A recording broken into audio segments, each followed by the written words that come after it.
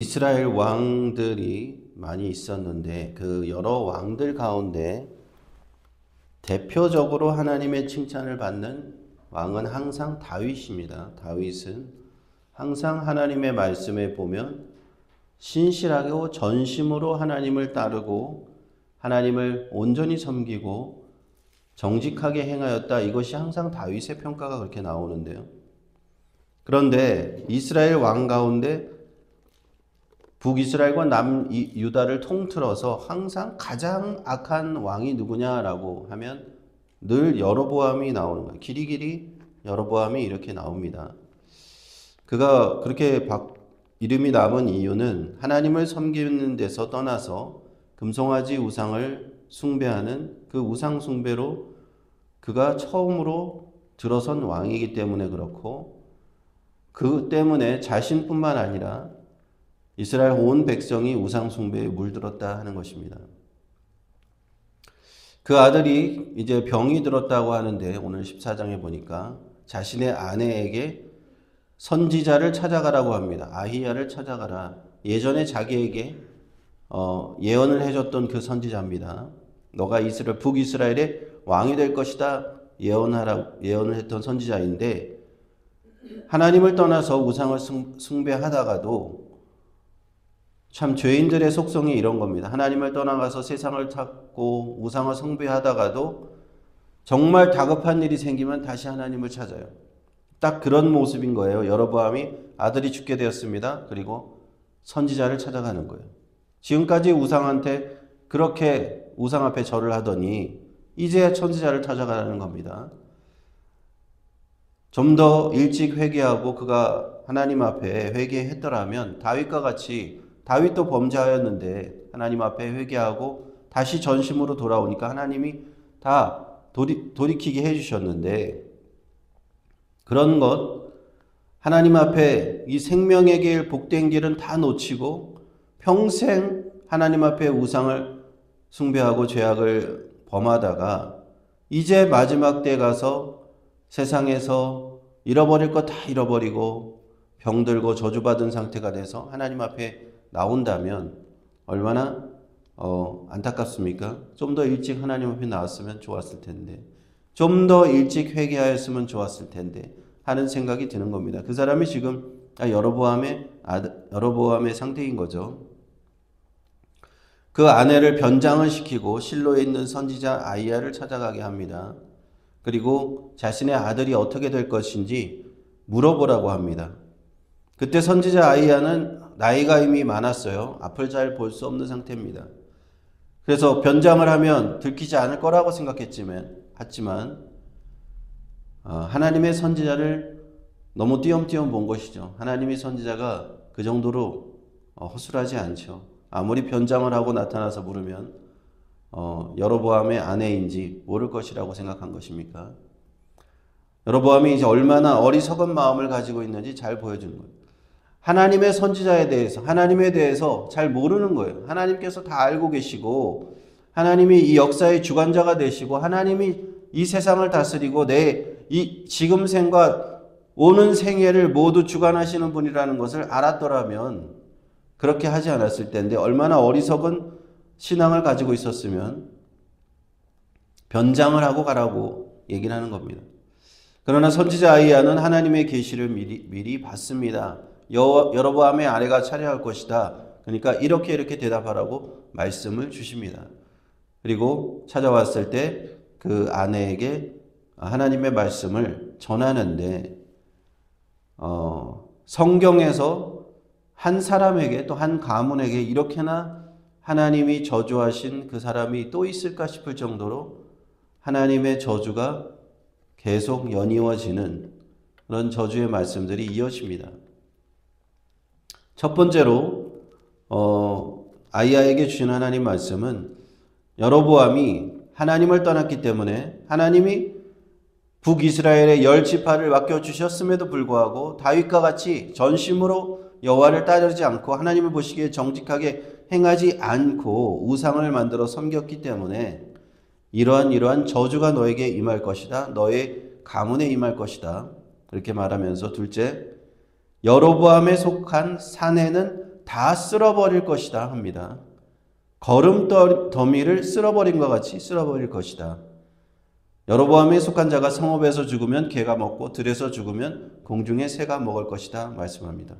이 구약 성경에서 보면요, 이 죽음의 축복이 있습니다. 하나님의 자녀들은, 하나님의 축복을 받은 그 자녀들은요, 항상 이런 말씀이 나와요. 너희가 평안히 죽어 너희 열조에게 돌아가리라. 묘실에 장사되리라. 하나님의 한 평안한 죽음을 얘기해 주십니다. 가족이 보는 가운데, 자손들이 보는 가운데 장례를 치러죠. 요셉이 그렇게 죽었고, 아브라함과 이삭과 그 약속의 자녀들을 보면 다, 다윗도 그렇죠. 그 편안하게 그 죽음을 맞이하는 것을 보고 있는데, 그래서 여호와의 주신 복 가운데 하나가 그렇게 편안한 죽음, 하나님 앞에서 복된 죽음입니다. 그런데 하나님 앞에 저주를 받은 사람은 어떻게 죽음을 하느냐? 제대로 장례도 치르지 못하고 조상들의 묘실에도 묻히지 못하고 갑자기 들판에서 죽거나 이런 경우들을 하나님의 저주로 보는 경우들이 구약 성경에는 이제 여러 번 등장을 합니다. 사실 오늘날에도 비슷한 것 같아요. 오늘날에도 평안하게 이렇게 죽음을 맞이하시는 분이 있는가 하면 사회 문제가 되고, 한국에서 사회 문제가 되고 있는 게 이제 고시원이나 원룸에서 혼자 고독하게 살다가 아무도 그 사람이 죽었는지도 모르고 수개월이 지나서 주변 사람들의 신고로 인해서 그 사람이 발견됐는데 아무도 가족도 찾을 수 없고, 그래서 가족을 찾았다 하더라도 그 인도받기를 거절해서 결국에는 국가에서 화장 처리를 해주는 그런 경우들을 이제 뉴스에서 종종 보게 되는데, 복된 죽음이라고 할 수 없겠죠. 자손들에게 이렇게 마지막 모습을 유언을 남기고 그렇게 평안하게 죽는 그 죽음이 복받은 죽음이다, 이렇게 할 수 있을 겁니다. 마찬가지로 하나님께서도 이러한 우리에게 그러한 은혜를 주시는데, 여로보암의 집은 그러한 은혜를 받지 못하겠다는 겁니다. 모든 사내가, 특히 남자들이 그렇게 들판에서 죽거나 성읍에서 죽거나 제대로 된 장례도 치르지 못하게 될 것이다. 그것이 저주의 말씀입니다. 그리고 세 번째로는 여로보암의 아내가 이제 집으로 돌아가서 성문으로 들어가면 그 아이가 죽을 것이다.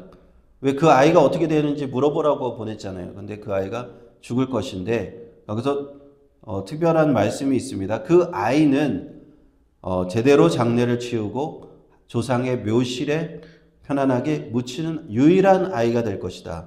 그러면서 이유가 있습니다. 그 아이가 하나님 앞에서 그 마음에 하나님의 선한 뜻을 품은 아이기 때문에, 유일한 아이기 때문에 그렇다는 겁니다.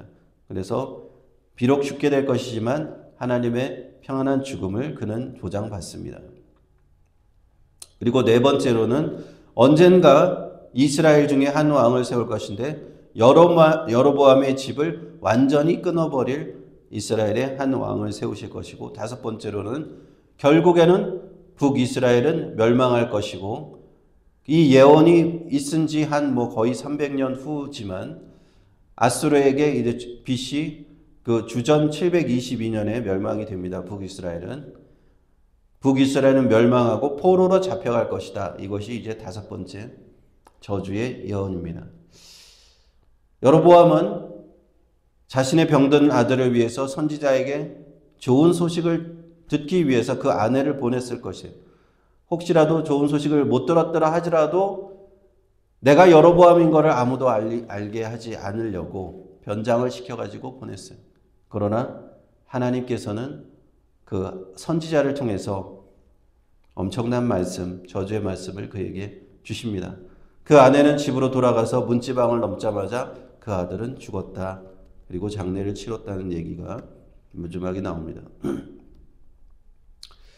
우리가 보통 호랑이는 죽어서 가죽을 남기고 사람은 죽어서 이름을 남긴다고 했다고 명예로운 이름을 남기고 싶어 합니다. 그러나 인간적인 명예로운 이름을 남기는 것도 참 중요한 일이지만 하나님 앞에서 명예로운 이름을 남기는 것 얼마나 소중한 것입니까? 사람들이 알아주는 것만 또 귀한 것이잖아요. 독립운동을 하다가 죽어서 독립운동의 후손입니다 라고 하는 것도 참 명예로운 것인데, 하나님 앞에서 하나님이 기억하시는 이름이 된다는 것 얼마나 복될까요? 다윗과 같이 나의 신실한 종이었다, 나를 신실하게 온전하게 섬겼다, 하나님이 인정하시는 이름을 남기는 것 정말 귀한 것이라 믿습니다. 여로보암은 그런 측면에서 두고두고 저주받는 이름을 남겼어요. 여로보암이 나중에 그 성경에 계속 보시면 나오겠지만, 모든 왕들을 평가할 때 악한 왕은 무조건 여로보암 이름이 나옵니다. 선한 왕은 다윗과 같은 왕, 악한 왕은 여로보암 같은 왕, 이렇게 계속 등장하게 돼요. 얼마나 그 이름이 하나님 앞에 저주받을 이름이 되었는가 하는 것입니다. 분명히 하나님께서는 여로보암에게도 기회를 주셨습니다. 처음부터 그랬던 건 아닙니다. 선지자 아이야를 통해서 옷을 12조각을 찢어서 10조각을 그에게 주면서, 그가 굉장히 총명한 사람이었기 때문에 솔로몬의 신하 중에서 굉장히 일도 잘하고 에브라임 지파 중에 가운데 지도자급이었기 때문에 그에게 충분하게 하나님께서 복을 주신 거예요. 그 축복의 기회를 자기가 다 걷어차 버린 것이다 하는 것입니다. 누구를 탓할 수가 없습니다. 예루살렘에 있는 솔로몬 성전에 북쪽 사람들이 내려갈까봐 금송아지 2개를 만들어서 베델과 단 2곳에 놓고 우상 숭배를 하게 했단 말이죠. 이 금송아지 우상 숭배가 여로보암 때부터 시작이 됩니다. 그래서 자신뿐만 아니라 모든 사람을 하나님을 떠나게 만드는 이 엄청난 죄악을 저지르고 말았다는 겁니다. 그러므로 우리의 인생들은요, 하나님 앞에서 내가 다윗처럼 복된 인생을 살 것인가, 아니면 여로보암처럼 저주된 인생을 살 것인가, 그 결국 내가 결정하는 겁니다.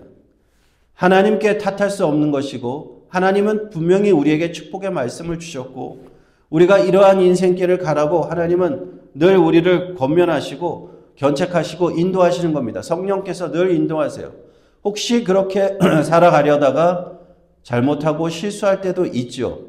예수 믿고 우리가 예수 그리스도 안에서 하나님의 말씀을 따라 최선을 다해서 살려고 해도 항상 부족한 것이 우리 죄인들인데, 그럴 때마다 다윗처럼 돌이키고, 다윗이 회개하고 돌아왔잖아요.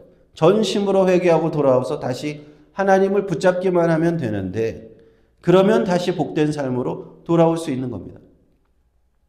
그런데 그렇지 아니하고 여로보암처럼 하나님을 멀리하고 믿는 자들을 저주하고 우상 숭배하며 세상과 함께 살아가다가는 결국에는 마지막에 막다른 길에 몰려서 하나님을 찾지만, 이렇게 여로보암처럼 이미 너무 멀리 와버린 그런 경우가 될 수도 있겠다 하는 겁니다. 우리가 그런 사람들을 볼 때마다 안타까운 마음이 듭니다. 그런 사람들을 위해서 기도해야 돼요. 그래서 하루빨리 하나님 앞에 돌아오라. 하나님 앞에 너무 멀리 가지 말고 다윗처럼 회개하고 돌아오라. 이렇게 우리가 권면해야 될 줄 믿습니다.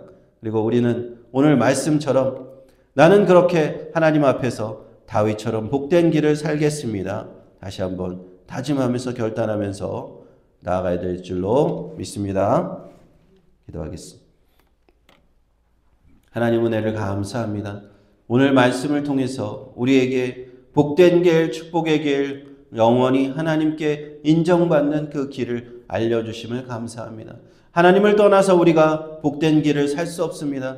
하나님을 떠나서 우리가 축복된 길, 영원한 생명의 길로 갈 수 없는데도 불구하고 어리석은 인생들이 우상을 숭배하고 세상을 사랑하고 아버지 하나님, 하나님을 멀리하면서 아버지 하나님 그 저주의 길로 가는 것을 자처합니다.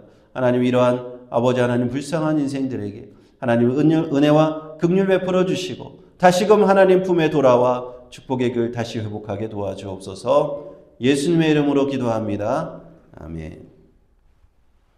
이제 함께 우리 기도하면서 나갑니다.